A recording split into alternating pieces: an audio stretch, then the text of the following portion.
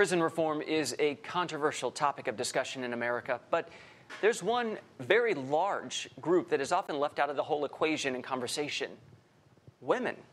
Devin Caney joins us now from our Chicago newsroom at Newsy to explain how a history of abuse could be driving up the number of women in prisons across the country.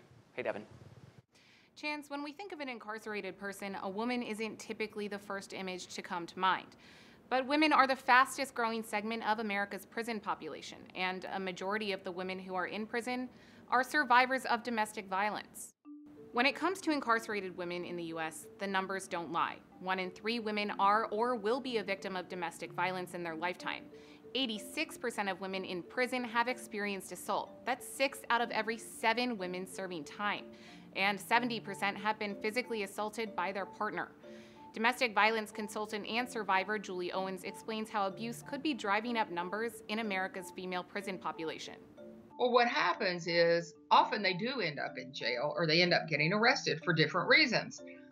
A lot of times because the perpetrators will purposely get them arrested by doing things like manipulating a situation so that she gets arrested in order to send her a real strong message that, I am in control. You're not gonna beat me at this. I can do this. So they even lie. I mean, I've worked with victims whose abusers actually injured themselves purposely to lie to the police to get them arrested. In other cases, they may be coerced into committing crimes, stealing or driving the getaway car and things like that. And so the prisons are full of women who are survivors of both domestic violence and sexual assault, who have not gotten any help at all, and who, when they are on trial, they do not make very good witnesses a lot of times because of their anxiety disorders and their difficulty in even be able to talk about the things that have happened. So we don't even know a lot of times that that's their history. So it's a giant problem because the prisons are full of battered women and rape survivors and child sexual assault survivors, and their children, or most of them are mothers, about 70% of the cases. So their children are being deprived of their mother. And so we just have this problem that just gets exponentially worse. It's a giant societal disaster, if you will. A vast majority of incarcerated women are charged with low-level offenses and tend to have less extensive criminal histories than men. What happens a lot of times is victims, they're punished more harshly than perpetrators are.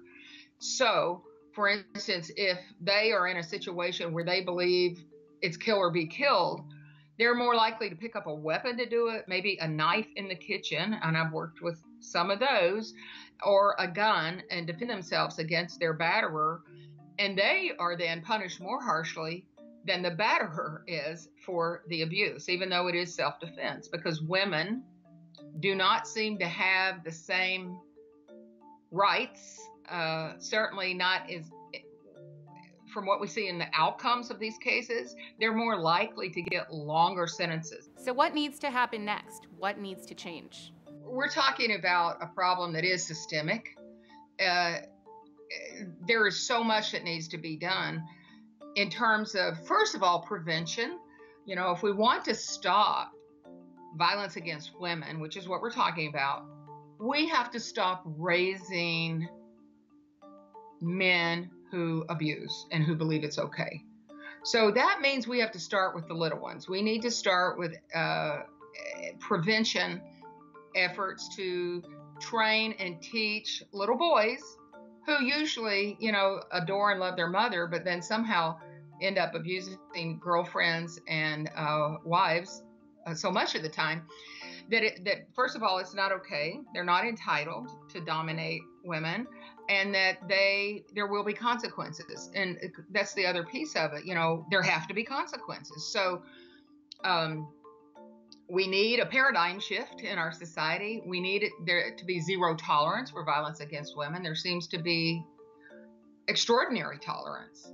That's why women are dying, and that's why they're getting beaten, and that's why they're getting arrested instead of the abuser so much of the time when they have tried to defend themselves.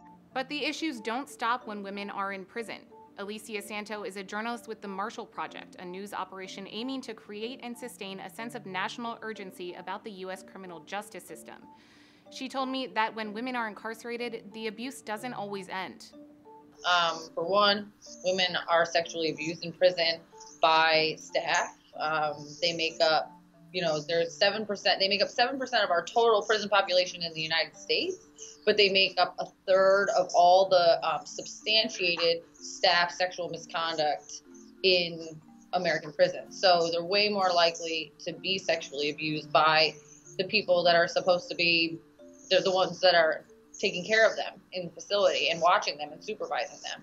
So I think those things really compound when you think about the abuse that's experienced beforehand, and then once being in there, there's not a lot of resources to deal with it, and in fact, it can just re-traumatize people. Chance, there are organizations like the Marshall Project working to raise awareness of the issues surrounding the criminal justice system, and lawmakers like Senators Cory Booker and Elizabeth Warren, who introduced the Dignity for Incarcerated Women Act, that they say would make the criminal justice system more just for women.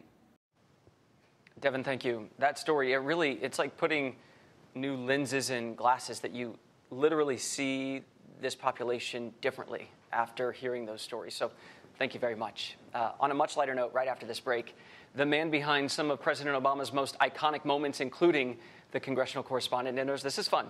We're back in a moment.